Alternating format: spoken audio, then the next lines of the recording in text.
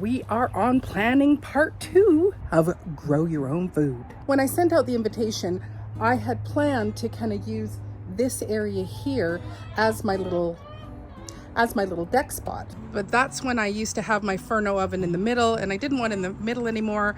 So the Furno oven went over, the barbecue went there, the little chicken hospital went here. And so my deck space has gotten much smaller. Other thing that we want to also consider is where the sun comes up. So my sun comes up there, so there is a little bit of sunshine that comes here first thing in the morning, and then at the end of the day there also is some sun that comes from here. Oh my, just excuse that mess, it will be cleaned up.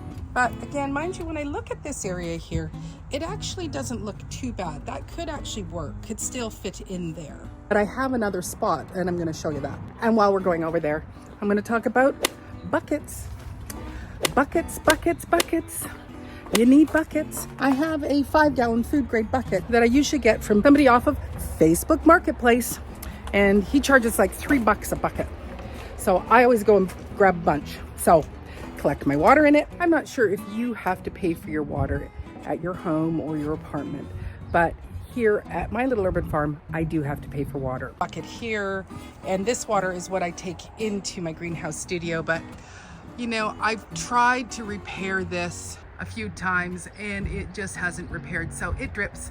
So I catch the water in it. Little savings that you can have. Of course, once the summertime comes, then you know there isn't as much rain. But right now I'm saving money on using the water that is coming from the heavens. I'm going to talk about why you want a 5-gallon pail with a lid while we're doing some errands. So this side here is the other side where I have a suite. And I was thinking I could also put my little garden bed here, because again, the sun, once it gets high up in the sky, it goes around over there. But this area right here is just bathed in hot sun. So that's something to think about. If I'm growing there, which it really is extra growing, I could just give it to the tenant that lives there. They could eat whatever I grow. So, all right. I have a couple of errands to do because today I am getting chicken babies. And I was a procrastinator and I didn't make sure that I had starter feed for them. So I need to run to the store to get some starter feed. And also my heat lamp, when I was putting the bulb into it, it broke off. So I have to go and get a heat lamp bulb. But I was talking to you about we need 5-gallon pails. And it's not like you need a bunch. As you know, I love planter pots, and probably almost as much as I love 5-gallon buckets. And you can buy them from the big box stores and whatnot, but always be looking on Facebook Marketplace because you're going to find it at a really good price. As Broke Farmer always says, free 99. And if you can get it for free 99, that's going to help with the savings as we're growing. So that 5-gallon bucket. One of the things when I was younger, Maureen, and having my children, I did try my hand at some gardening. And, you know, I'd go and I'd buy some plants or some seeds and we plant them and water them. And things wouldn't grow very well. And you know, I just said to my mom, I'm not a very good grower. And she said, do you feed them? And it was like, no. So we also need to be thinking about feeding our plants. Now, there are lots of different types of organic and non-organic foods out there, but one of the things that I love is making my own compost tea, as I like to call poo-poo tea or poo-poo juice, because it stinks. And that's why you want the lid. As long as you keep that lid on there, it's going to keep the stench in there. I am going to make the 5-gallon one that's going to be designated for our little gardening spot, but I also have great big tubs, and I will put a link to the big giant tubs that I have just up there, and you can click and you can see it. Compost tea is just an absolutely wonderful thing because it's going to give all your plants the carbon and the nitrogen that they need.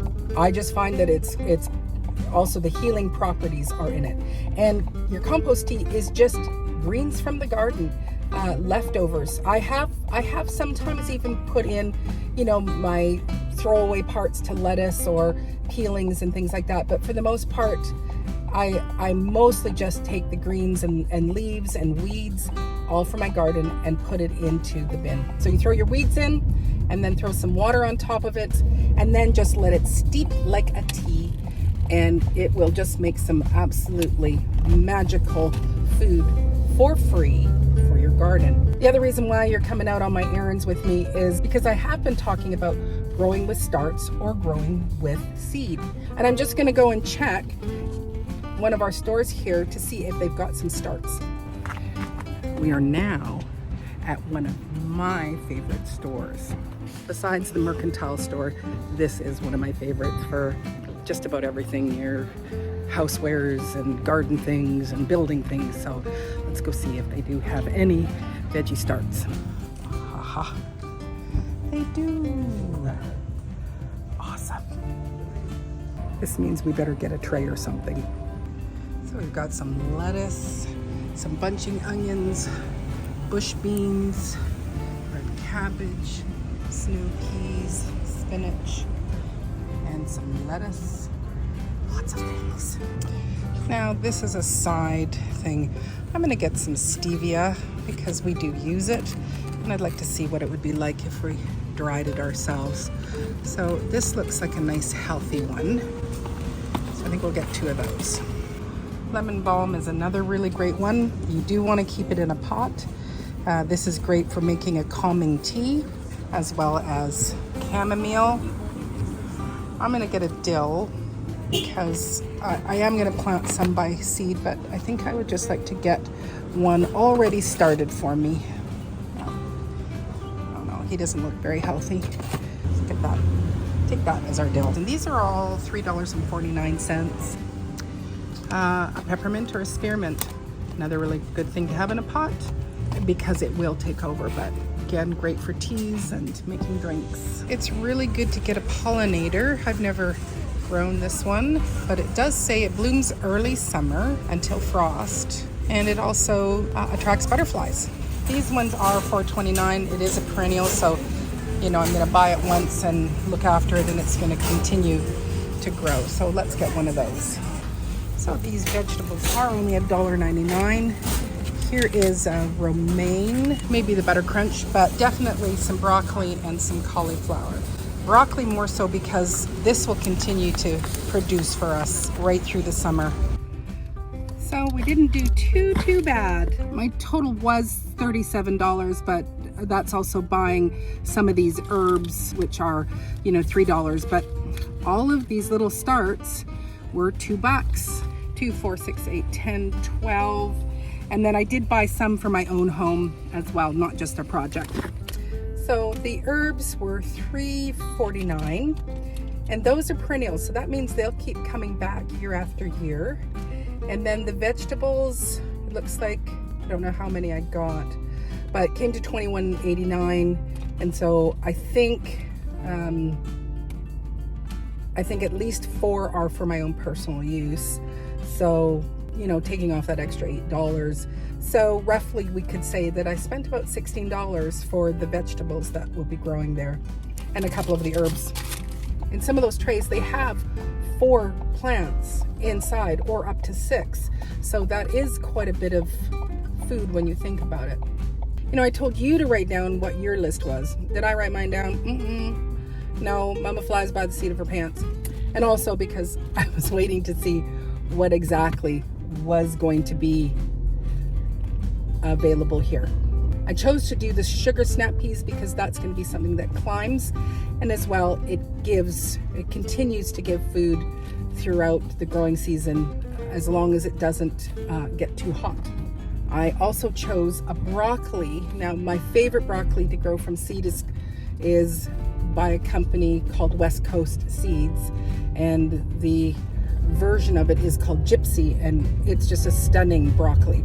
But I bought broccoli plants, and the reason being is my first year growing, this is what I bought, and this is what I did, and the vegetables came out great, and it was so encouraging to see massive heads of cabbage and broccoli and cauliflower. And so I want to encourage you that if this is your first time, go to your local nursery and get starts, because that's going to also encourage you to keep growing, as opposed to trying with seed and is the seed viable? You just don't know. Where when you go there, I'm picking up an already established, well-nourished start. But in my list of even just what I grow in my regular garden, I do grow the broccoli, because you get one head and then you get side shoots for the rest of the season. I like growing any of the green beans, any sort of bean, because again, the more you pick, the more it produces. The lettuces and Swiss chard or spinach, those again are things that as you take away, it will continue to produce, as long as it's getting enough food and water, and also as long as it's not too hot. Lettuces don't always go really great all the way through the summer. I plant some of my lettuces in pots, and then I do some of my lettuces in between my tomato plants, and it just keeps it just the right perfect temperature, and I will have lettuce right into July. So let's just see all that we've got here. I did a purple cabbage, butter crunch lettuce, some snow peas, cauliflower, Brussels sprouts, romaine, bush beans, Swiss chard, cauliflower, broccoli, cauliflowers from my house, purple top tall verbena, because we want to attract pollinators, and then the stevia, which is for my house, and some dill. I'll also be planting tomatoes and possibly a pepper as well for the Grow Your Own Food project. Basically, I'm making it very easy for myself by buying starts. I'll be planting quite a few of these vegetables from seed for the rest of my garden. So the plants, they should be okay for being outside, because that's where they were. But just in case, if we do drop down in temperature, I have some frost cloth or rame cloth, which I mentioned to you about at the dollar store. And not sure if you noticed, at the dollar store they had these, which I've bought before, and they come with plastic, but I'm just going to stick them in some pots turned upside down, like so.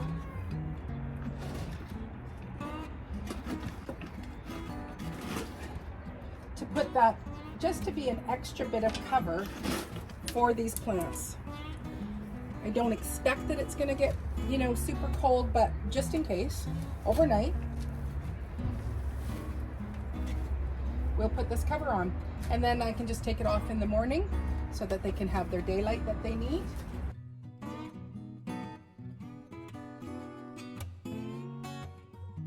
And then they're all covered.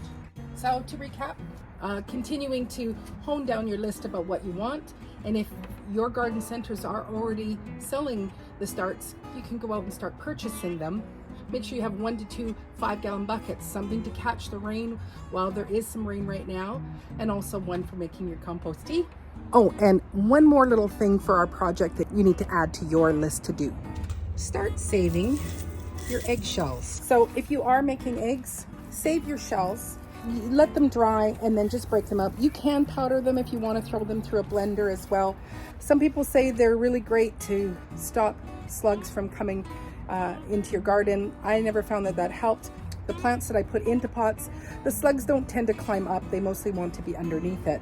But this is just really good bulk matter, just to add that aeration that is needed and to help it not to get so compact. And then over time, it's just going to add more nutrients. They will break down. They do take a long time to break down, but then you're adding calcium, and it's free from your own eggs. Anyway, I hope you're having a great day wherever you are, and I look forward to seeing you on the next video of our Grow Your Own Food project, which with the next one, I'll be planting some of these plants. So take care and God bless.